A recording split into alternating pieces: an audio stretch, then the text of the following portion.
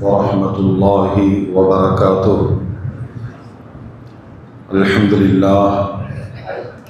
لله رب العالمين، والعاقبة للمتقين، والصلاة والسلام على رسوله سيدنا محمد وعلى آله وصحبه أجمعين. أما بعد، فأعوذ بالله من الشيطان الرجيم. بسم الله الرحمن الرحيم.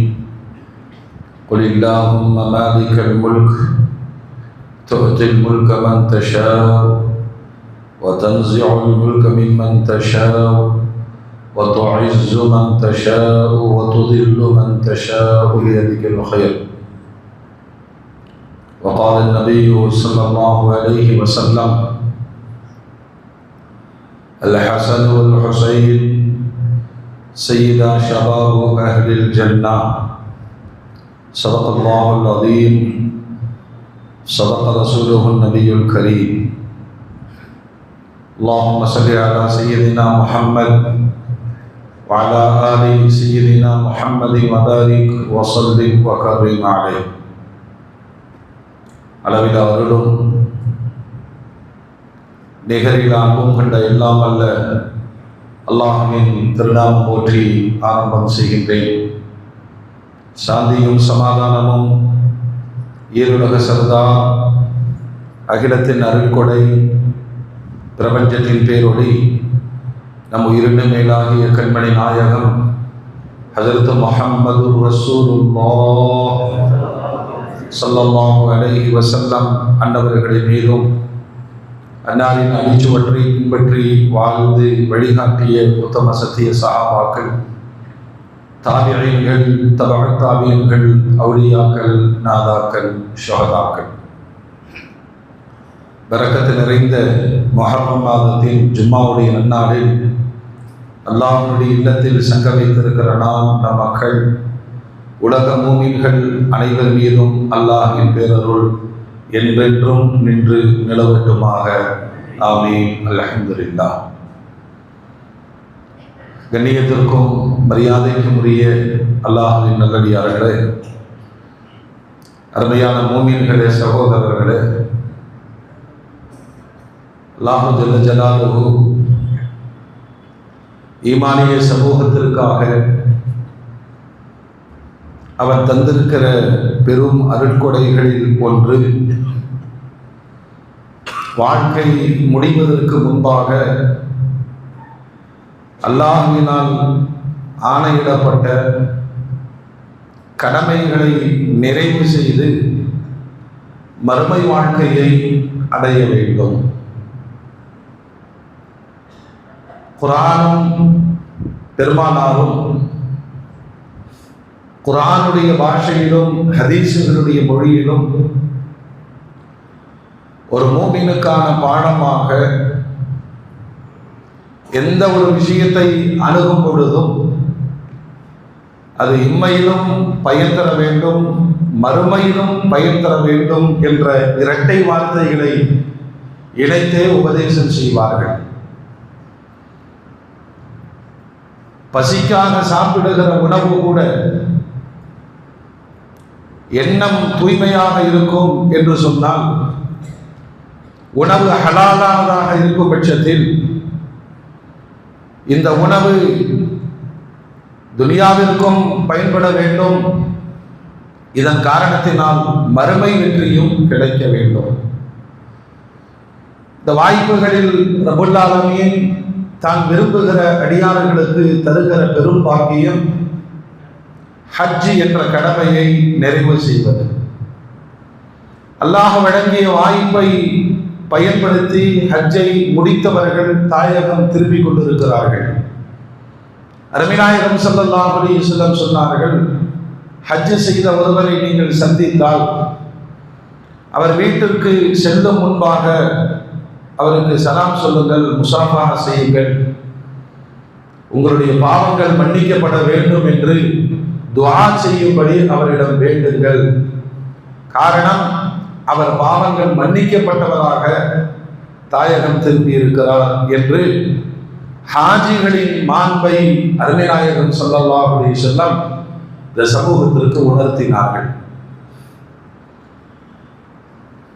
கால சூழ்நிலையும் பல்வேறு மாற்றங்களும் ஹஜ் என்ற இபாதத்திலும் மிகப்பெரிய மாற்றங்களை உருவாக்கி இருப்பதினால் தற்போதைய கால சூழ்நிலையில் பணம் இருந்தால் ஹஜ் செய்து விடலாம் என்ற மனநிலையும் மாற்றப்பட்டு இருக்கிறது.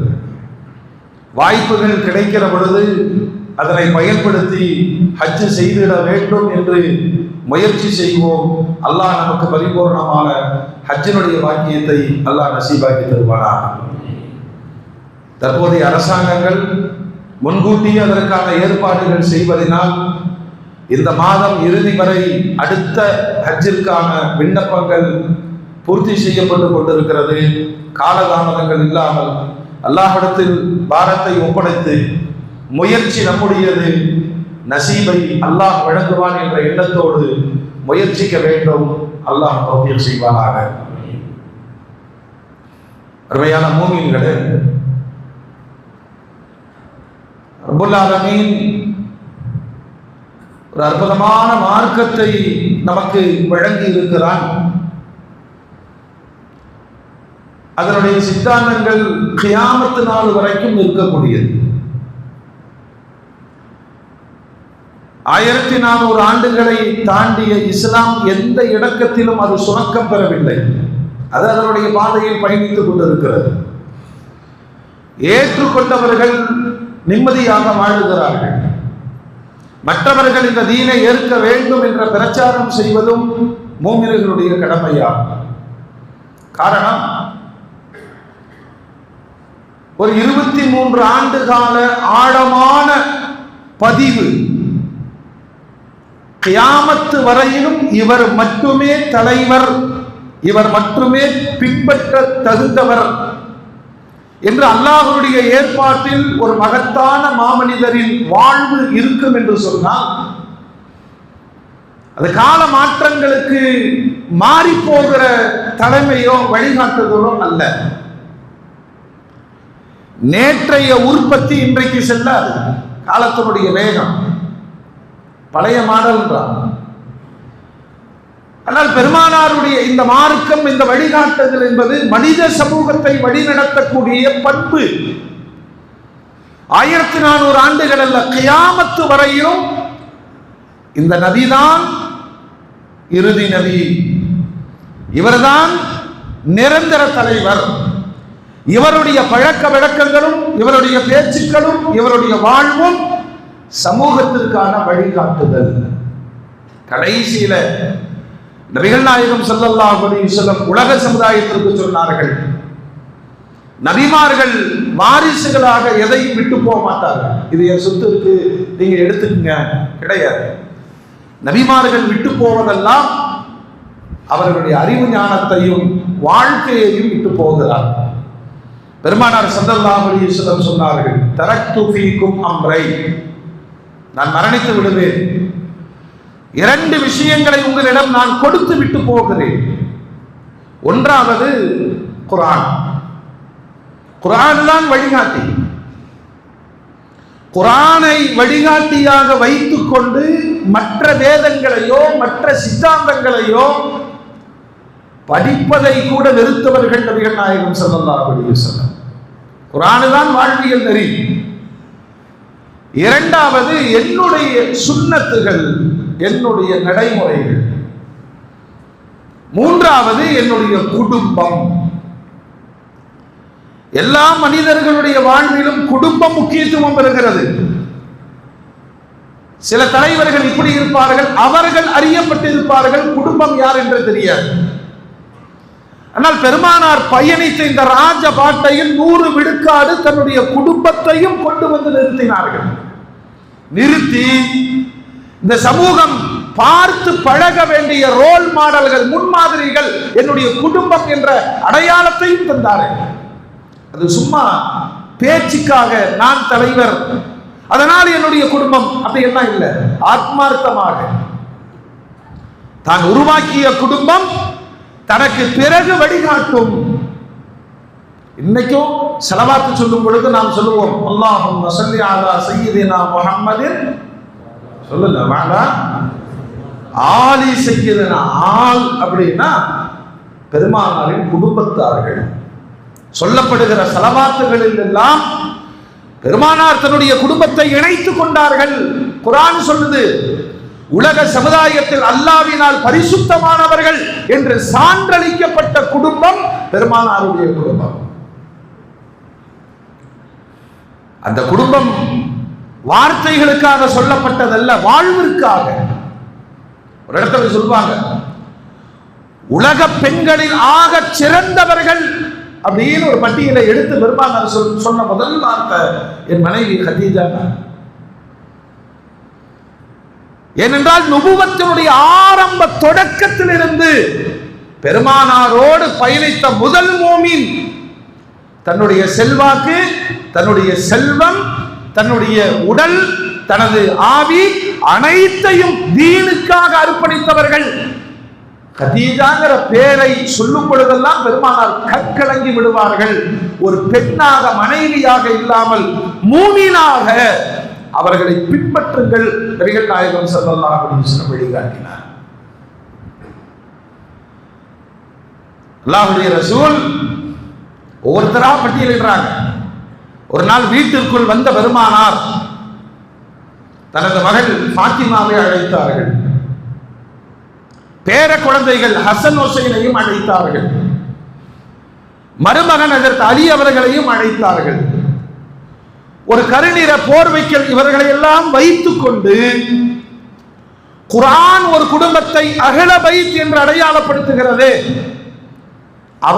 இவர்கள் தான். எப்படி பெருமானார் அடையாளம் காமிக்கிறாங்க? எனது மகள் ஃபாத்திமா, மருமகன் அலி, பேர குழந்தைகள் ஹசன் ஹுசைன்.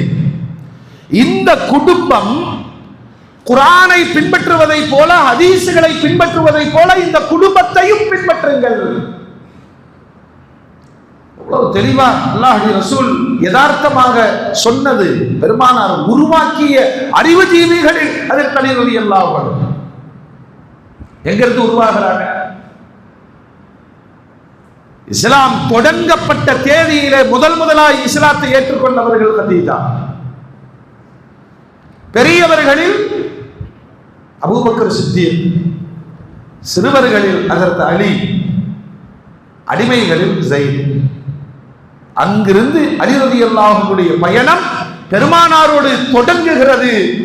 ஒரு முறையில தம்பி அலிநாயகத்தோடு நிறைய உரையாடி இருக்கிறார்கள். ஒரு கட்டத்தில் சொல்வார்கள், அறிவு ஞானத்தினுடைய மொத்த நகரம் நான் என்று சொன்னால் ஹஜ்ரத் அலி அதனுடைய நுழைவாயில் என்று சொன்னார். எல்லாருமே பயந்துக்குவாங்க அலிநாயகம் கிட்ட பேசுறேன். எந்த அறிவு குறித்து கேட்டாலும் அதற்கான குர்ஆனிய பதில்களை தந்தவர்கள் ஹஜ்ரத் அலி ரலியல்லாஹு அன்ஹு. அப்படி உருவாக்கப்பட்டவரைத்தான் தனது மருமகனாக ஆக்கி இந்த சமூகத்தின் வழிகாட்டியாகவும் பெருமானார் தந்தார்கள். சரி, 4 பெண் மக்கள் இருந்தார்கள். ஆனால் ஃபாத்திமா பெருமானாரோடு பயணித்ததை போன்று நீண்ட கால மற்ற பிள்ளைகளை விட சொல்லுவாங்க, என்னுடைய ஈரக்கொடை துண்டு. யார் ஃபாத்திமாவை நேசிக்கிறாரோ அவர் என்னை நேசித்தவர், ஃபாத்திமாவை கோபப்படுத்தியவர் என்னை கோபப்படுத்தியவர். ஃபாத்திமாவிற்கு பிறக்கிற குழந்தைகள் பெருமானார் தான் பேர் வச்சாங்க.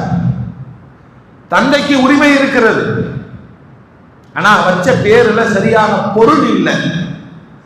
ஹர்புன்னு வச்சுட்டாரு. ஹர்புனா போர். இப்ப நிறைய பேர் பேர் எல்லாம் கேட்கறது இல்லை, அவங்கள்ட்ட கூகுள்கிட்ட கேட்டு வச்சுக்கிறாங்க. பெயர் பெருமானார் சொல்லுவாங்க, அல்லாஹ்வுக்கு பிடித்தமான பெயர்களை சூட்டுங்கள். மறுமையில் எழுப்பப்படும் பொழுது அந்த பெயரையும் அவருடைய தந்தையின் பெயரையும் கொண்டு அழைக்கப்படுவீர்கள். அதனால அத்தா வச்ச பேர்ல பொருள் சரியில்லை, பெருமானார் பெயர் சூட்டினார்கள். இந்த குழந்தைக்கு ஹசன், அழகானவர். அடுத்த குழந்தைக்கு ஹுசைன். பெயர் சூட்டிய பெருமானார் சொல்வார்கள், இந்த 2 குழந்தைகளின் வார்ப்பு சொர்க்கத்து இளைஞர்களின் தளபதிகள் என்று சொன்னார். நமது குழந்தைகளுக்கும் இளைஞர்களுக்கும் வாசித்து காண்பிக்க வேண்டிய வரலாற்றுக்கு சொந்தக்காரர்கள் ஹசனும் ஹுசைனும். ஒரு குடும்பத்தை கட்டி அமைத்து விட்டுதான் பெருமானார் சொல்வார்கள், பின்பற்ற தகுந்த குடும்பம் என்னுடைய குடும்பம் என்றார்கள். சரி, நாங்கெல்லாம் நபியினுடைய குடும்பம் அப்படின்னு அவங்க அந்த பெருமையோடு வாழ்ந்து விட்டு போய்விட்டார்களா, அல்லது பெருமானாருக்கு நிகராக முஸ்லிமாக வாழ்ந்து வழிகாட்டினார்களா என்று வரலாற்றை தேடி பயணித்தால் சுப்ஹானல்லாஹ், ஃபாத்திமாவை குறித்து ஆயிஷா ரலியல்லாஹு அன்ஹா பிரமிப்போடு சொல்வார்கள், அப்படியே பெருமானாரை போன்று நன்னடத்தை கொண்டவர்கள் ஃபாத்திமா ரலியல்லாஹு அன்ஹா. ஒரு பெண்ணுக்கான பாடம் ஃபாத்திமா. வீட்டில இருந்து வெளியேறுகிற பொழுது துவா செய்வாங்களாம், யா அல்லாஹ், என் வாழ்க்கையில நான் எந்த அந்நிய ஆணையும் பார்த்ததில்லை, எந்த அந்நிய ஆணும் என்னையும் பார்த்ததில்லை, பிறருடைய பார்வை படாதவாறு என் உருவத்தை மாற்றி அமைந்து துவா கேட்பாங்களாம். விளைவு, ஃபாத்திமாவை வெளியே பார்த்தவர்கள் எல்லாம் கிழவியின் ரூபத்தில் தான் பார்த்திருக்கிறார்கள், யாருமே பார்த்ததில்லை. வரலாறு சொல்லுகிறது, பெருமானார் வீட்டிற்குள் இருக்கிற பொழுது ஒரு கிழவி அனுமதி இல்லாமல் உள்ளே நுழைந்து விட்டார். அல்லாஹ்வுடைய ரசூல் சத்தம் போடுறாங்க, யாருமா கேட்காம உள்ள போறீங்க? உள்ளிருந்த குரல் வருகிறது, யா ரசூலல்லாஹ், உங்கள் மகள் ஃபாத்திமா.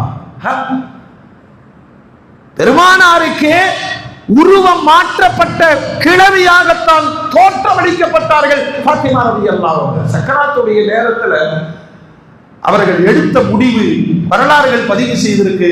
தன் மரணத்தை அவர்களே உணர்ந்தார்கள், குளிப்பதற்கான ஏற்பாடுகள் செய்தார்கள், பாயை விரித்தார்கள். கணவன்கிட்ட கூப்பிட்டு சொன்னாங்க, மூத்தாயிருவேன், என்னுடைய ஜனாசாவை கூட அந்நிய ஆண்கள் பார்க்க கூடாது, நீங்கள் தான் கணவர் தான் குளிப்பாட்ட வேண்டும், அந்நிய பெண்கள் கூட என் உடலை பார்த்து விடக்கூடாது, இரவு நேரத்தில் என் ஜனாசாவை அடக்கம் செய்யுங்கள், என் ரூபத்தை கூட அந்நிய ஆண்கள் பார்த்து விடக்கூடாது, என்னை சுமந்து செல்லுகிற பாடையில் கூடை வையுங்கள். இப்ப செந்தாக்பட்டின்னு ஒண்ணு வச்சிருக்கோமா இல்லையா, இது ஃபாத்திமா நாயகம் தந்த அறிமுகம். ஏன்னா பிரேதத்தின் அமைப்பு கூட பிறருடைய பார்வையில் பட்டுவிடக் கூடாது. உலகத்தில் ஆக மிகச் சிறந்தவர்கள் பெருமானார் பட்டியலிடுவாங்க. 4 பெண்கள், கதீஜா, மரியம் அலைஹிஸ்ஸலாம், ஆசியா அம்மா, ஃபிரௌனுடைய மனைவி, எனது மகள் ஃபாத்திமா. அப்படி வாழ்ந்திருக்கிறார். இப்ப பெருமானார் சொல்றாங்க, நீங்க பின்பற்றணுமா, குர்ஆனை பின்பற்றுங்கள், ஹதீஸை பின்பற்றுங்கள், சம நிகராக என் குடும்பத்தையும் பின்பற்றுங்கள். அவ்வளவு பரிசுத்தமானவர்கள். பெற்றெடுத்த குழந்தைகளுக்கு ஹசன் ஹுசைன் என்று பெயர் வைத்த பெருமானார் ஃபாத்திமாவின் அரவணைப்பில் வளர்ப்பில் வளருகிறார்கள். ஒரு குடும்பத்தை அல்லாஹ் பாராட்டி பேசி இருக்கிறானா அப்படின்னா, அலி, ஃபாத்திமா, ஹசன் ஹுசைன் குடும்பத்தை பாராட்டி சூரா தஹ்ரில் அல்லாஹ் ஒரு வசனத்தை இறக்கி இருக்கிறார். இப்படி ஒரு குடும்பம் இருக்கிறது. யுத்இமூன த்ஆம அலா ஹுப்பிஹி மிஸ்கீன வ யதீமா வ அஸீரா. குழந்தைகளுக்கு உடம்பு சரியில்லை, என்ன செய்யணும்? நாம படிச்ச பாடங்கள், உடனே காஸ்ட்லியான டாக்டரை போய் பார்த்து மீள முடியாத மாத்திரைகளை கொடுத்து துன்பப்படுத்துவதை நோய் நிவாரணின்னு நினைக்கலாம். ஆனால் இஸ்லாம் சொல்றது, முதல்ல அல்லாஹ்விடம் மன்றாடுங்கள். ஃபாத்திமா ரலியல்லாஹு அன்ஹா அந்த வளர்ப்பில் வந்தவர்கள். குழந்தைகளுக்கு காய்ச்சல், என் குழந்தைகளுக்கு காய்ச்சல் நீங்குச்சுன்னா நான் நோன்பு வைக்கிறேன். அழகான நேர்ச்சை, மார்க்கம் அனுமதிக்கிற நேர்ச்சை. நோன்பு வைத்திருந்தார்கள். நோன்பு திறப்பதற்காக தயாராகி கொண்டிருக்கிற பொழுது வாசலில் ஒருவர் வந்து கேட்டார், பசிக்குது, ஏதாவது கொடுங்கள். முதலாவது நிகழ்வு, வந்தவர் கைதி, நோம்பாளிக்கு வச்சிருந்ததெல்லாம் கைதிக்கு கொடுத்து பசியார வைத்தார்கள். 2வது நாள் யதீம் வந்து கேட்டார், யதீமுக்கும் கொடுத்தார்கள். 3வது நாள் மிஸ்கீன் வந்து கேட்டார். அல்லாஹ் பாராட்டுறான், ஒரு நோன்பாளி நோன்பு திறக்கிற பொழுது அவருக்கு தேவையான உணவுகள். சாதாரணமா கொடுக்கிறது வேற, நம் பசிக்காக காத்திருத்தலில் கொடுக்கிற தியாகம் உயர்ந்தது. ஃபாத்திமா ரலியல்லாஹு அன்ஹா குழந்தைகளின் கைகளில் கொடுக்க சொன்னார்கள். நமது முன்னோர்கள் எல்லாம் அப்படித்தான் பழக்குவாங்க. வீட்டுக்கு மிஸ்கின் வந்துட்டா காசை கொடுத்து என்ன செய்வாங்க சொல்லுங்க? குழந்தைகளிடம் கொடுக்க சொல்வார்கள். தர்ம சிந்தனை வர வேண்டும். தன்னை விட பாவப்பட்டவர்கள் மீது கரிசனம் பிறக்க வேண்டும். அந்த வார்ப்பு, அந்த வளர்ப்பு. கடுமையான பசி, சிறுவர்கள் இருவரும் மதீனாவின் தெருக்களில் சுற்றி கொண்டிருக்கிறார்கள். ஏதாவது சாப்பிடுற கிடைக்குமா? ஒரு தோட்டத்தின் வாசலில் நிழலில் குப்புறப்படுத்து கிடக்கிறார்கள். தேடி அலைந்த பெருமானார் பேர பிள்ளைகளை கண்டுபிடித்த பொழுது, ஏன் இங்க படுத்திருக்கிறீங்க? கடினமான பசி அரசு. பெருச்சம்பழம் உதிர்ந்து கீழே கிடக்கிறது, அது சாப்பிடக்கூடாது, அனுமதி இல்லாதது, அடுத்தவர்களுடையது என்று சொல்லிக் கொடுத்தவர்களை நீங்கள் தானே. ஹலால் ஹராம் பார்த்து பெருமானார் பிரமித்து போவார்கள். நான் என் பிள்ளையை வளர்த்ததை விட என் பிள்ளை தன் பிள்ளைகளை அற்புதமாக வளர்த்தி இருக்கிறார். நாம என்ன நினைக்கிறோம்னா, நல்லா நிறைய படிக்க வைக்கணும், அதெல்லாம் தப்பில்லை. மார்க்க விஷயத்தில் குழந்தைகளை ஹலால் ஹராம் சொல்லி உருவாக்குதல், நீதி சொல்லி உருவாக்குதல். அல்லாமா இக்பால் ஒரு செய்தியை சொல்றாரு. எங்க வீட்டுக்கு ஒரு யாசகன் வந்தார். யாசகன் கேட்கிற பொழுது அவருடைய அந்த நச்சரிப்பு குரல்ல நான் கொஞ்சம் இலக்காரமாக கடுமையான வார்த்தைகளால் விரட்டிட்டேன். விரட்டி விட்டு வீட்டிற்குள் போகிற பொழுது என் தந்தை அழுது கொண்டிருக்கிறார். ஏன் நீங்க எதுக்கு அழுகிறீங்க? இல்லை மகனே, மறுமையில் அல்லாஹ் விசாரிப்பான், அல்லாஹ் விசாரிப்பான். நான் உன் வீட்டுக்கு வந்தேன், நீ ஒரு மகனை பெற்று வச்சிருக்கிறையே, அவன் என்னை கேவலப்படுத்தி விரட்டி விட்டான். அல்லாஹ் இக்பால் சொல்றாங்க, அசந்து போய் நின்று விட்டேன் தந்தையினுடைய வார்த்தைகளா. ஏன்னா ஃபகீர்களும் மிஸ்கீன்களும் அல்லாஹ் சொல்லுகிற பாஷையில், நான் ஏழைகள் யாசகர்களின் ரூபத்திலே வருகிறேன், இருந்தால் கொடுங்கள், இல்லை என்றால் நல்ல வார்த்தை சொல்லுங்கள். அல்லாஹ் அப்படி கேட்கிற பொழுது, இப்படி ஒரு மகனை வளர்த்தாயான்னு என்கிட்ட கேட்டானா, நான் என்ன பதில் சொல்வேன்? மறுமையை மனதில் கொண்டு வாழ்ந்த பெற்றவர்கள் தன் பிள்ளைகளுக்கான பாடங்களை அவ்வப்பொழுது சொன்னார்கள். அல்லாமா இக்பால் சொல்றாரு, அன்னைக்கு தான் என் மனம் மாறியது, மறுமையின் சிந்தனையோடு வாழ்வை நான் நகர்த்த ஆரம்பித்தேன்கிறார். யாருக்கு எந்த நேரத்தில் எந்த விதமான பாடங்கள் கிடைக்கும் தெரியாது. மூமின்களே, இப்படி வார்க்கப்பட்ட இந்த குடும்பம் சராசரியாய் உலகத்தில் வாழ்ந்து விட்டு போகவில்லை. நன்னடத்தையிலும் இபாதத்துகளிலேயும் பெருமானாரை அப்படியே நிலைநிறுத்தியவர்கள். மக்களுக்கு வழிகாட்டி கொண்டே இருந்தார்கள். மக்களுக்கு பெருமானார் என்ன சேவைகளை செய்தார்களோ அந்த ராஜபாட்டையிலே அவர்களும் பயணித்தார்கள். இந்த இடத்துல சமுதாயம் பெற வேண்டிய சில செய்திகள் இருக்கிறது.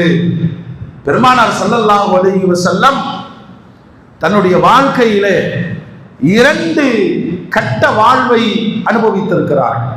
ஒன்று, மக்காவினுடைய தௌஹீதின் பிரச்சாரம். 13 ஆண்டுகள் வெறும் அந்த சுமைகளுக்காக ரணங்களையும் வருத்தங்களையும் விமர்சனங்களையும் கடுமையான சோதனைகளையும் ஏற்றுக்கொண்டவர்கள் பெருமானார்.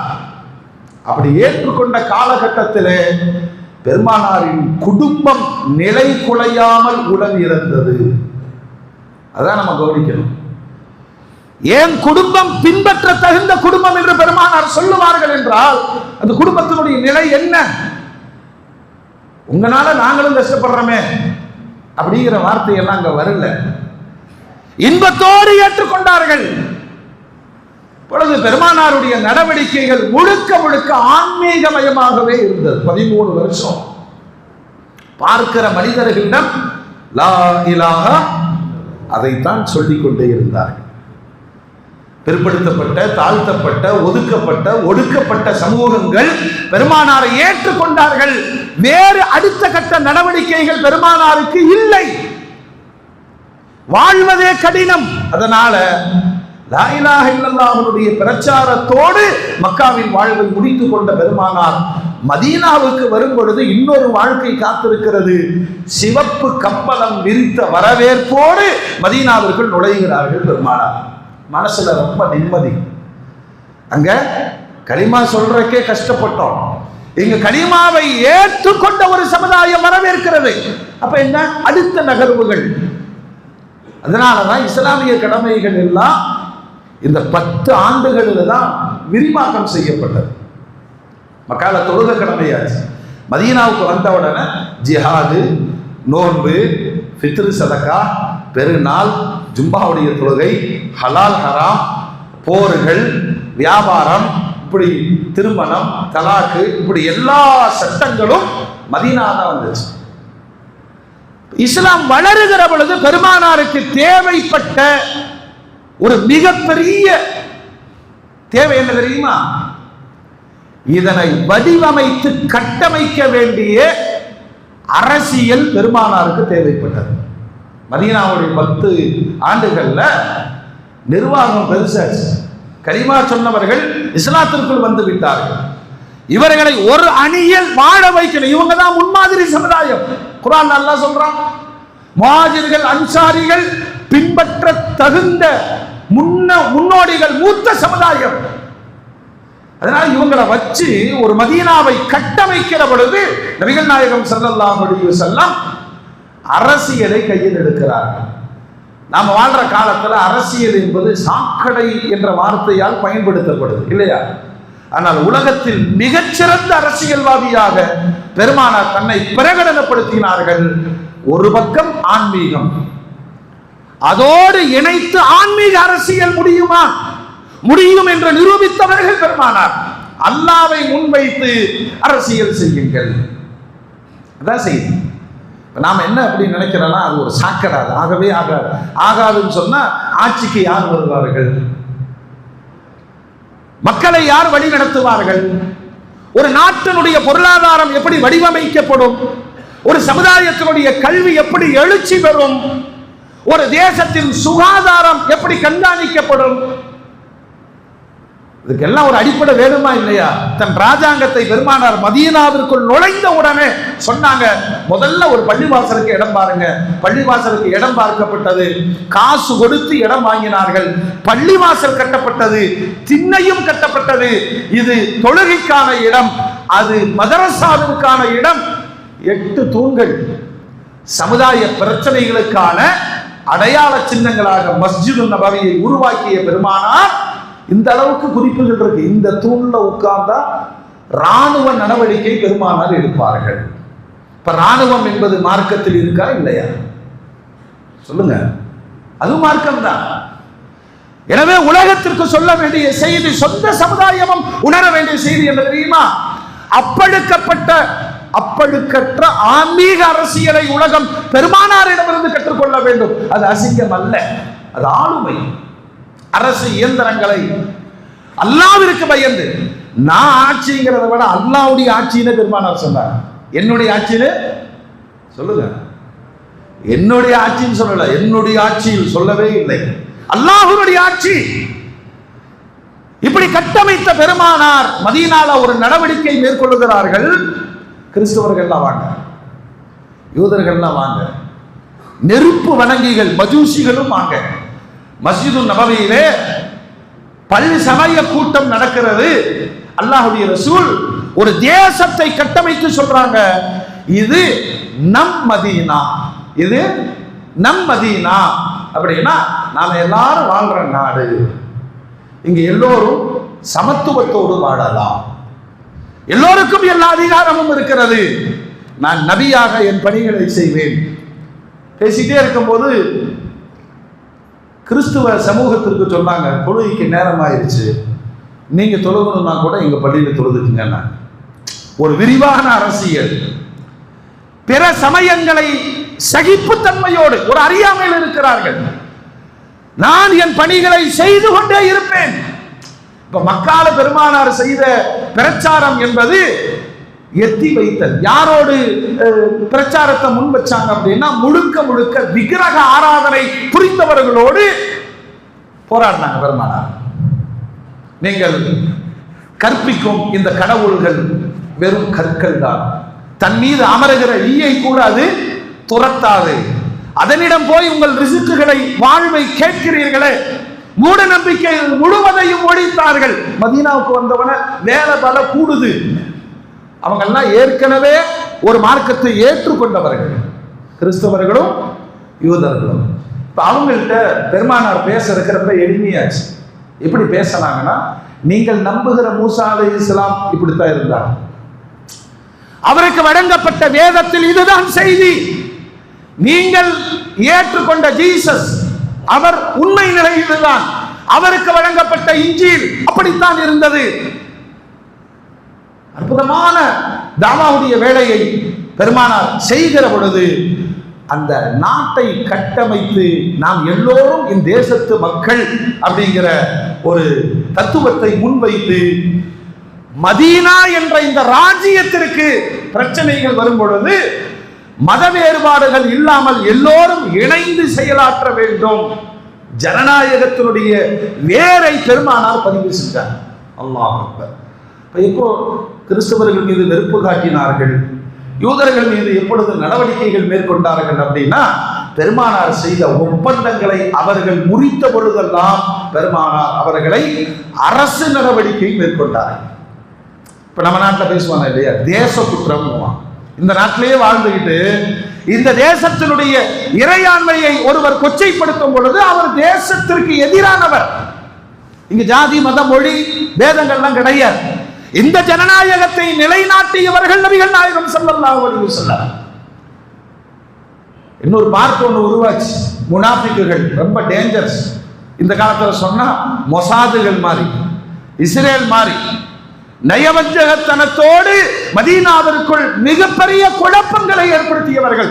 குர்ஆனுடைய பாஷையில சொன்னா கூடவே இருந்து குழிபறிக்கிற குள்ள நரிகளை போன்று பெருமானாரோடு இருந்து நெருங்கி பழகி ஆன்மீகத்திலே கலந்து பள்ளிவாசலை கூட கட்டி அவர்களை கடைசியில் அல்லாஹ் அடையாளப்படுத்தினான். உங்க கூடவே இருந்து உங்களோடு தொழுது உங்களோடு நோன்பு வைத்து நாங்களும் முஸ்லிம்கள் என்று தனி பள்ளிவாசல் கட்டி நிற்பவர்கள் முனாஃபிக்குகள் அல்லாஹ் அடையாளப்படுத்தினான். இந்த வஞ்சகம் ரொம்ப பயங்கரமானது. இப்ப மதீனா மக்காவில் ஏற்படாத பிரச்சனைகள் பெருமானாருக்கு மதீனாவில் ஏற்படும் பொழுது அடையாளப்படுத்திக்கிட்டே வர்றாங்க. 10 ஆண்டுகள் அல்லாஹ்வுடைய ரசூல் எதை சொல்லல ஒரு அற்புதமான ஜனநாயக ஆட்சியை, பெருமானாரின் ஆட்சியை தான் நெல்சன் மண்டேலா கையில் எடுத்தார், காந்தி கையில் எடுத்தார், உலக பெரும் புரட்சியாளர்கள் லெனின் கையில் எடுத்தார். வரலாறுகள் படித்தவர்களுக்கு தெரியும், உலக அரசியலின் பிதாமகனாக பார்க்கப்பட்டவர்கள் நபிகள் நாயகம் ஸல்லல்லாஹு அலைஹி வஸல்லம். சும்மா புரட்சியாளர்கள் தானா உருவாயிரல, உருவான புரட்சியாளர்கள் அத்தனை பேர்களுடைய வாய்வழி செய்தியும் எழுத்து செய்தியும் சொன்ன பாடம் என்ன தெரியுமா? என்னுடைய புரட்சிக்கு வித்திட்டவர் அரேபிய நாட்டின் முஹம்மத் ஸல்லல்லாஹு அலைஹி வஸல்லம். அப்படின்னா பெருமானாருடைய ஆன்மீக அரசியல் இந்த வார்த்தையோடு அணுகணும். ஏன்னா எந்த இடத்திலும் தன்னை முன்னிலைப்படுத்தவில்லை பெருமானார், அல்லாஹ்வை முன்னிலைப்படுத்தினார்கள். சொன்னாங்களா, அரசியல் கட்டமைப்பு அமைத்தார்கள், பொருளாதாரத்திற்கான திட்டத்தை, ஜகாத்தை, சதகாவை, ஜிஸியா வரிகளை ஏற்படுத்திய பெருமானார் 10 ஆண்டுகளில் மதீனாவில் வறுமையை ஒழித்தார்களே. இதன் அரசியல். உலகத்திலேயே மேற்கத்திய உலகம் எழுத படிக்க தொடங்குவதற்கு முன்பாக மதீனாவின் குழந்தைகள் எழுதவும் படிக்கவும் கற்றுக்கொண்டிருந்தார்கள் என்பதுதான் மேற்குலகம் சொல்லுகிற செய்தி. ஒரு அரசியல் ஆட்சி அதிகாரம் தன் தேசத்து மக்களுக்கு என்ன செய்யணும்?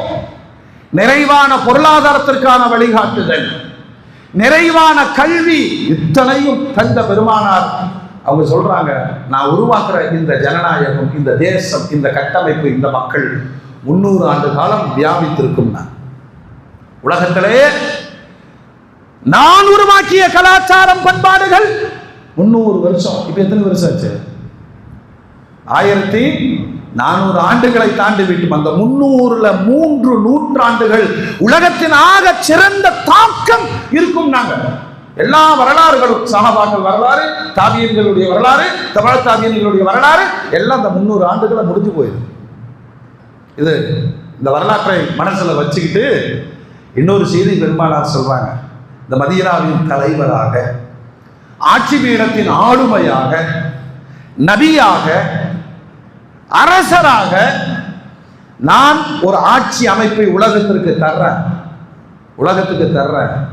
இதனுடைய கால அளவு 30 ஆண்டுகள். நாங்க பெருமானார் என்னுடைய மொத்த பிரச்சாரத்தினுடைய சமூக தாக்கம் 300 ஆண்டுகள். அரசியல், ஆன்மீக அரசியல். அல்லாஹ்வை மட்டும் பயந்து கொண்டு, சுயநலம் இல்லாமல், மோசடித்தனம் இல்லாமல், ஏமாற்று இல்லாமல், பிரிவினைகள் இல்லாமல் மக்களை மக்களாக வழிநடத்தும் இந்த அதிகார போங்கு 30 ஆண்டுகள் நீடிக்கும் அப்படின்னு சொல்லி முடிச்சிடறாங்க. ஹதீஸுக்கலை வல்லுநர்கள் அதை தேடி பயணிக்கிறாங்க. பெருமானார் ஸல்லல்லாஹு அலைஹி வஸல்லம் சரியா 10 ஆண்டுகள் ஆட்சி செஞ்சாங்க, அரசராகவே இருந்தார்கள். வெளிநாடுகளுக்கும் கடிதம் எழுதினார்கள், நிறைய போர்களை சந்தித்தார்கள். எந்த இடத்திலேயும் அல்லாஹ்வுடைய ரசூல் தன்னை வெளிப்படுத்துவதில் பெருமையாக சொன்ன வார்த்தை என்ன தெரியுமா? நான் முஹம்மத், அப்துல்லாவின் மகன், அல்லாஹ்வின் அடிமை, அல்லாஹ்வின் ரசூல். உலகத்தில் ஏதாவது ஒரு அதிபர் இப்படி ஒரு வார்த்தையை பயன்படுத்தி இருப்பாரா? சவுதி மன்னர் தன்னை என்ன சொல்லுவார்? சொல்லுங்க, என்ன சொல்லுவார்? King of Saudi. சவுதி மன்னர், மன்னர் தான் சொல்லுவாங்க, ராஜாக்கள் தான் சொல்லுவாங்க. பெருமானார் மட்டுமே நான் அல்லாஹ்வுடைய அடிமை, அல்லாஹ்வை முற்படுத்தி நான் மக்களுக்கு அரசியலை கற்றுத்தந்தார்கள். அதான் ஆன்மீக அரசியல். ஆன்மீக அரசியல் எந்த இடத்துல கதி கலங்குச்சுன்னு பார்த்தா, எங்க ஆன்மீகம் தவறவிடப்பட்டதோ, அதாவது பள்ளிவாசல் தான் அரசியல், குர்ஆன் தான் அரசியல், துஆ தான் அரசியல், நோன்பு தான் அரசியல். இத்தோடு சமூக பணிகளை நாட்டு மக்களுக்காக செயல்மாற்றுவது ஆன்மீக அரசியல். ஹதீஸ்கள்ல சொல்றாங்க, பெருமானாருக்கு பிறகு பெரிய குழப்பம் ஏற்பட்டது. அதுதான் இஸ்லாமிய சமூகத்தின் முதல் அரசியல் குழப்பம். குழப்பம்லாம் நல்லவங்களுக்கு மத்தியில் நடக்கல. முனாஃபிக்குகள் வாய்ப்பை பயன்படுத்தி மக்களை பிரிக்கிறான். ஷைத்தான் எப்பயுமே பிரிவினை ஏற்படுத்தக்கூடியவன் தானே. என்ன போய் சொல்றான் தெரியுமா? பெருமானாருக்கு பிறகு ஜனாதிபதியாக, கலீஃபாவாக வர வேண்டியவர் நீங்கள் தான். அன்சாரிகளை சொல்றாங்க, நீங்க தான். ஏன் தெரியுமா? அகதிகளாக வந்தவர்களுக்கு அடைக்கலம் தந்தவர்கள் நீங்கள். அதனால அடுத்த இந்த போஸ்டிங்கிறது சாதாரண விஷயம். சொல்லுங்க, ஒரு குடியிருப்போர் நலஞ்சக்க ஆரம்பிச்சாலே தலைவர் செயலாளர் வெட்டிட்டு செத்துருவோம். புரியுதா? ஒரு நாட்டினுடைய அரசராக ஷைத்தான் கிளப்புறான், முனாஃபிகள் கிளப்புறாங்க. அன்சாரிகள் நிதானித்தார்கள். நேரா முஹாஜிர்கள்ட்ட போனான் முனாஃபிக். நீங்கள் பெருமானாரோடு நீண்ட காலம் பயணித்தவர்கள், உறவுக்காரர்கள், அதனால விட்டு கொடுத்துடாதீங்க. அன்சாரிகள் தலைவராக பார்க்கறாங்க, நீங்க தான் வரணும். ஆனால் அந்த பெருமக்கள் ஆன்மீக அரசியல் கற்றுக்கொண்டவர்கள். அதனால சித்திக் நாயகம் சம்பந்தப்பட்ட அன்சாரிகள், முஹாஜிர்கள் எல்லாம் மதீனாவிலிருந்து புறநகர் பகுதியில இப்ப எடுத்துட்டாங்க. முன்னாடி மதீனால ஒரு ஓரத்துல அபூபக்கர் தோட்டம்னே ஒண்ணு இருந்துச்சு. அந்த தோட்டத்தில் பிரமுகர்கள் கூடினார்கள். இப்படி எல்லாம் குழப்பங்கள் இருக்கு. அதனால நமக்கு சொல்லப்பட்ட ஆன்மீக அரசியல் என்ன தெரியுமா? அல்லாஹ்வை முற்படுத்தி ஆட்சி செய்ய வேண்டும். சித்திக் நாயகம் பேசுறாங்க, உமர் நாயகம் பேசுகிறார்கள், அன்சாரிகள் பேசுகிறார்கள். எல்லாரும் ஒருமித்து சொன்னாங்க. உமர் ரலியல்லாஹு அன்ஹு சொன்னாங்க, அபூபக்கர் நாயகம் எழுந்து சொல்வார்கள், பெருமானார் நபி முடிஞ்சது, இனிமேல் நபிங்கிறது இல்லை, வேத வரத்து என்பதும் இல்லை, அல்லாஹ்வும் அல்லாஹ்வுடைய ரசூலும் சொன்னதை நடைமுறைப்படுத்துகிற பிரதிநிதிகளாகத்தான். அதுதான் பேர் கண்டுபிடிச்சாங்க, கலீஃபா. நபி வேற, சொல்லுங்க, கலீஃபானா பிரதிநிதி, ஒரிஜினல் அல்லாஹ்னு அர்த்தம். நபியினுடைய பிரதிநிதியாக செயல்படணும். அப்ப இந்த செயல்பாடுகள் அத்தனையும் நபியினுடைய செயல்பாடாகவே இருக்கணும். சட்டத்தை எதிர்த்தாங்க அபூபக்கர் நாயகம். எல்லாம் கரெக்டா, அத்தனைக்கு தகுதி உமருக்கு தான் இருக்குன்னா. ஒரு ஜனநாயக தேர்தல் உமருக்கு தான் இருக்கு. நம்ம அப்படி சொல்லுவோமா? இவரை தலைவரை போடுங்க சொல்லுவோமா? ஆன்மீகம் இல்லாத இடத்தில் அரசியல் சாக்கடையாகும். அபூபக்கர் நாயகம் கையை பிடிச்சிட்டு அப்படி அப்படிலாம் சொல்லக்கூடாது, உட்காருங்க உட்காருங்க. உமர் ரலியல்லாஹு அன்ஹு எழுந்து சொன்னார், அபூபக்கர் நான் தான் தகுதியானவர். நான் ஆதாரத்தோட சொல்றேன், நபி அவர்கள் இருக்கிற பொழுதே முசல்லால நின்று தொழுக வையுங்க. அதான் நான் சொன்னேன், ஆன்மீக அரசியல். யார் அரசை ஆள்வாரோ அவர்தான் முசல்லாவிலும் இருக்க வேண்டும். முசல்லாவில் இமாமாக இருப்பவரே ஆட்சியிலும் இருக்க வேண்டும். அந்த ஆன்மீக இருந்தா மட்டும்தான் இந்த அரசியல் சுத்தமடையும். பெருமானார் காட்டினாங்க. அந்த இடத்துல நிக்க வச்சு அழகு பார்த்தது அபூபக்கர் நாயகத்தை. பேசிட்டு இருக்கிறதுக்கெல்லாம் நேரம் இல்லை. நான் பைஅத்து செய்கிறேன், கையை பிடிச்சு நீங்கள் தான் கலீஃபா என்று நான் ஏற்றுக்கொண்டேன். இதுதான் அன்னைக்கு ஓட்டு முறை. அத்தனை பேரும் எழுந்தார்கள். நல்லா கவனிக்கணும். அரசியல் எவ்வளவு முக்கியமானதுன்னு சொன்னா, பெருமானாருடைய ஜனாசா அடக்கப்படாமல் இருக்கிறது. அடுத்த தலைவரை தேர்வு செய்கிறார்கள். அப்படின்னா இந்த பொறுப்புகள் எவ்வளவு வீரியமானது. நம்ம என்ன சொல்லுவோம்? நம்ம அறிவு என்ன சொல்லுவோம்? சொல்லுங்க, நம்ம அறிவு என்ன சொல்லுவோம்? முதல்ல மையத்தை அடக்குங்க, அப்புறம் பேசிக்கலாம். இல்ல, முதலில் தலைவரை தேர்ந்தெடுங்கள். பெருமானாருடைய ஜனாசா வைத்துக் கொண்டுதான் இந்த தேர்தல் நடக்கிறது. ஆன்மீக அரசியலின் தலைவராக ஏகமனதாக தகுதியுள்ள சித்தீக் நாயகம் தேர்வு செய்யப்பட்ட பிறகு அவர் ஆர்டர் பண்றார், பெருமானாரை குளிப்பாட்டுங்கள், பெருமானாரை அடக்கம் செய்வதற்கான வழிமுறைகள் இது. எல்லா பிரச்சனையும் ஒரு தலைமை அங்க நடவடிக்கை எடுக்கிறது. சமுதாயம் கட்டுப்படுகிறது. பெருமானாருடைய அரசியல் அடுத்த கட்டத்திற்கு பயணித்தது 2 ஆண்டுகள். குழப்பங்கள் சமூகத்தில் தோன்றுச்சு. ஜக்காத்து தரமாட்டோன்னு முதல்ல ஒரு குழு பிரிந்தது. உலகம் முழுவதும் இருக்கிற இஸ்லாமிய பிரச்சனை என்னன்னு கேட்டீங்கன்னா, இந்த குழுவா பிரிகிறது நம்ம சமூகத்தினுடைய சாபக்கேடு. அதிலிருந்து மீண்டு வர வேண்டும். அதுதான் பாடம். இனவாதம், மொழிவாதம், குழுவாதம், எல்லாம் அடிச்சு தூள் கிளம்பினாங்க. ஒரு பக்கம் காபிர்களோடு ஜிஹாது செய்வதுனா, ஜகாத்தை மறுப்பவனோடும் ஜிஹாது செய்வேன். வஃபாத் ஆயிட்டாங்க. அபூபக்கருடைய வஃபாத்தின் பொழுது அடுத்த தேர்தல் உமர் ஜனாதிபதியா. அவர் ஒரு 10 ஆண்டு காலம் அவர் முசல்லாவில் வைத்து படுகொலை செய்யப்படுகிறார். நல்லா கவனிக்கணும். ஆன்மீகமும் அரசியலும் ஒரே சமதளத்தில் பயணிப்பதினால் சமூகம் அழகா இருக்கிறது. ஜனநாயக ஆட்சி, நேர்மையான ஆட்சி, நல்ல ஆட்சியாளர்கள், மக்களுக்கு கிடைக்க வேண்டிய அனைத்தும் கிடைக்கிறது. உலகமே வியந்து பார்க்குது, இப்படி ஆட்சி செய்ய முடியுமா? 80,000 மைல் பரப்பளவு தன் ஆட்சியை விரிவுபடுத்தியவர்கள் உமர் நாயகம். உமர் அப்படிங்கிற பெயரை கேட்டா அன்றைய வல்லரசுகள், பாரசீகம், ரோம் நடுங்கியது. எந்த இடத்திலையும் நாடு பிடிக்க பெண்ணுக்காக, பொண்ணுக்காக நடவடிக்கை எடுக்கிற எல்லா இடத்திலேயும் லா இலாஹ இல்லல்லாஹ். அவர் கொல்லப்பட்ட உடனே உஸ்மான் நாயகம் தேர்வு செய்யப்படுகிறார். 12 ஆண்டு. இப்பதான் அல்லாஹ்வுடைய ரசூல் எதை சொல்லல. ஒரு கிணற்று அருகே உட்கார்ந்திருந்த பெருமானார் சொல்றாங்க, ஒருத்தர் வருவார் பாருங்க, அவர் காலத்துல பெரும் குழப்பங்கள் நடக்கும். நாங்க பார்த்தா உஸ்மான் நாயகம் வர்றார். உஸ்மான் நாயகத்தினுடைய காலத்துலதான் சமூகம் தெரியும் இருக்காங்க. இந்த வரலாறு சொல்றது இதெல்லாம் குறுகிய நேரத்தில் சொல்லி முடிக்க முடியாது. உஸ்மான் நாயகத்தினுடைய காலத்திலே தான் உள்கட்டமைப்புகள் உடைக்கப்பட்டு குழுவாதம், இனவாதம் பெருகுகிறது. உஸ்மான் நாயகத்தை 40 நாள் சொந்த வீட்டுக்குள் முற்றுகையிட்டு ஓட்டை பிரித்து ஓதிக்கொண்டிருந்த குர்ஆன் வசனங்களோடு வெட்டி சாய்த்தது இஸ்லாமிய சமுதாயம். அல்லாஹ் அக்பர். யார்கிட்ட போய் சொல்லி எடுக்கிறது?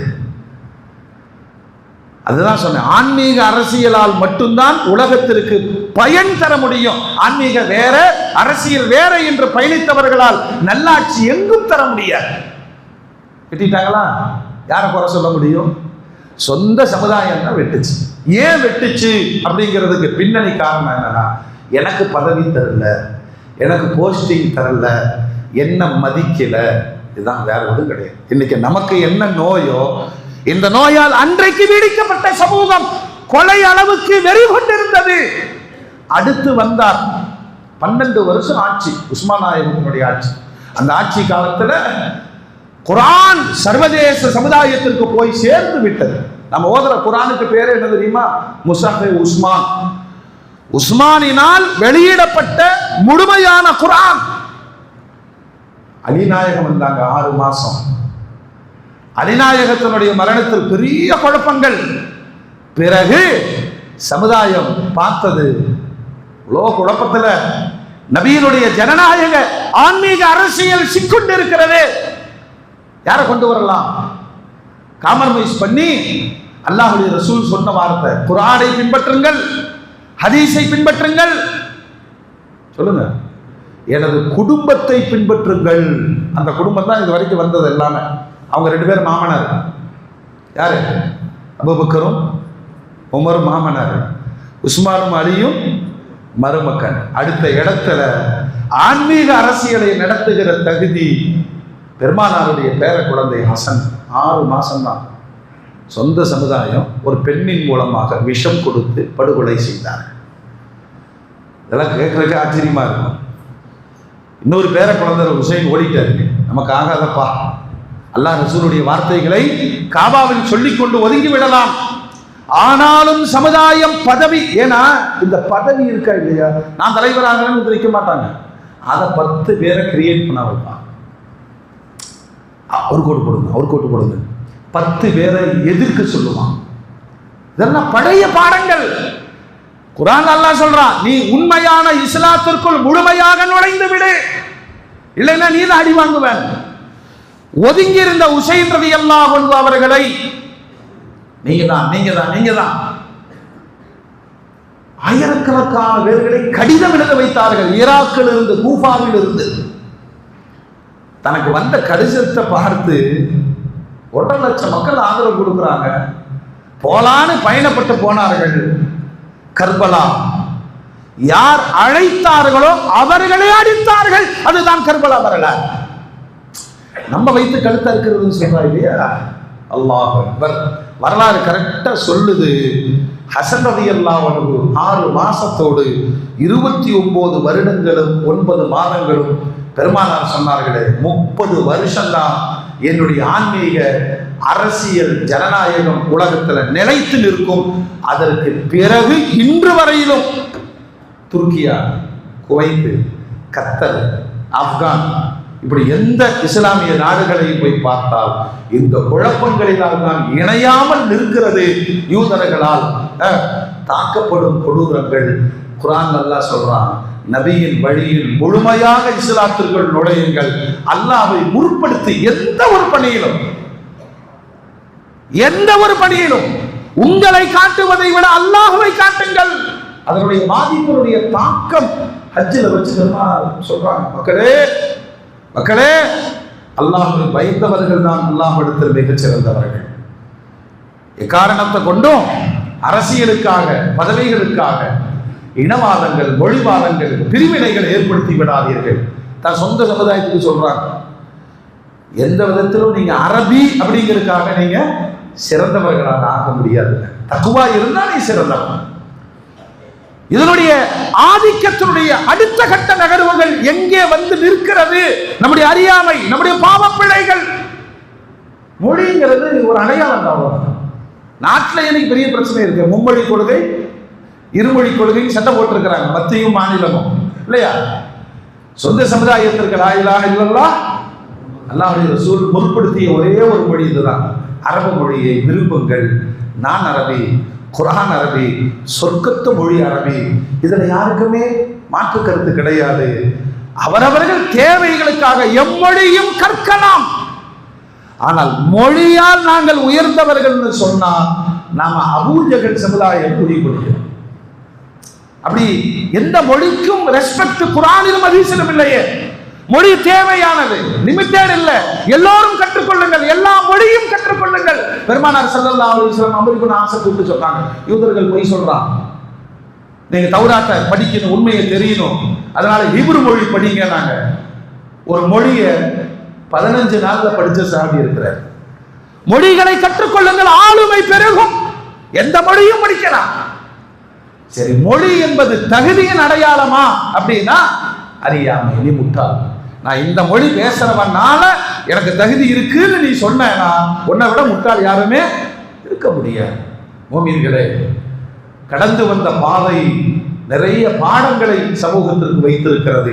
நாம் வாழுகிற காலத்தில் நமது மஹல்லாவை, நமது ஜமாத்துகளை, நமது ஊரை அமைதி பெற செய்து அடுத்த தலைமுறைக்கு நல் வழிகாட்டுதலை அல்லாஹ்வை முற்படுத்தி காட்டுவதுதான் நம் காலத்திய கடமையை. இல்லை இந்த போதைக்கு நாமும் ஆட்பட்டு விட்டால் சொந்த சமூகத்தில் நிறைய குழப்பங்களும் நிறைய பிரிவினைவாதங்களும் அடுத்த தலைமுறையை பாதிக்கிற நிறைய சோதனைகளும் ஏற்பட்டுவிடும். என்னுடைய மனோ இச்சைகளை தூக்கி வைத்துவிட்டு அல்லாஹும் ரசூலும் ஒரு சமூகத்திற்கான கட்டமைப்பை எப்படி தந்தார்களோ அதை தரவில்லை என்று சொன்னால் உஸ்மானை வெட்டி சாய்த்த சமூகம், ஹசனுக்கு விஷம் வைத்த சமூகம், ஹுசைனை கர்பலாவில் வைத்து குடும்பத்தோடு படுகொலை செய்த சமூகம், இதெல்லாம் யூதர்களோ கிறிஸ்தவர்களோ அல்ல. யாரு? சொந்த களிமா சொன்ன சமுதாயம். ஒரு தளத்தில் நின்றுட்டு நான் சொல்றதுதான் கரெக்டு, நீ யாரா இருந்தாலும் வெட்டுவேன், அந்த மனநிலை மார்க்கப்பட்ட அறியாமை. இந்த அறியாமை நோயை உள்ளுக்குள் ஏற்றிக்கொண்டால் குர்ஆன்ல ஒரே வார்த்தைகள் சொல்றாங்க, களிமா சொன்ன எல்லோரும் சகோதரர்கள் இல்லையா? இதற்கான பிரிவினைவாதம் காபிர்களிடமிருந்து நாம் படித்துக் கொண்டால் காபிர்களை வைத்து அடிப்பேன் என்றுதான் எல்லாம் எச்சரிக்கிறார். 2026 தேர்தல் ஜுரம் பிறந்துருச்சு அவங்களுக்கு. அதுல சில நேரங்களில் இந்த சமூகம் வழியாக்கப்படும். அப்பதான் இந்த வேற்றுமைகள், இந்த பிரிவினைவாதங்களை சில தீய சக்திகள் சமூகத்திற்கு கொண்டு வந்து காட்டுவார்கள். அதற்கு பள்ளிவாசல்களை அடையாளப்படுத்துவார்கள். நாங்க இது, நீங்க அது, இத்தனை பேதமைகள் அறியாமையை சரியாக அடையாளம் கொண்டு ஈமானிய சமூகம் அல்லாஹ் ரசூலுக்கானது, ஆன்மீக அரசியல் மட்டுமே நமக்கான தளம். இது நாடகமோ ஏமாற்று வேலையோ மோசடித்தனமோ காசு பணக்காக கரெக்டா எலெக்ஷன் நேரத்தில் வேண்ட ஏறி நின்று இவ்வளோ பெரிய தொப்பி போட்டிருப்பான், இவன் காலம் முழுக்க தொப்பி போட மாட்டேன்னு சொல்லணும். இதை புரிய வேண்டும் என்பதுதான் நம்முடைய செய்தி. ஆன்மீக அரசியல் என்பது அதுதான் யதார்த்தம். அரசியலுக்காக ஆன்மீகவாதியாக நடிப்பது சமூகம் அடையாளம் காண வேண்டிய வேஷம் என்பதை எல்லா நிலையிலும் இந்த சமூகம் உணர வேண்டும். நல்ல தலைமுறைகளை உருவாக்க அல்லாஹ் நமக்கு தௌஃபீக் செய்வானாக. வ ஆகிரு தஅவானா அனில் ஹம்துலில்லாஹி ரப்பில் ஆலமீன்.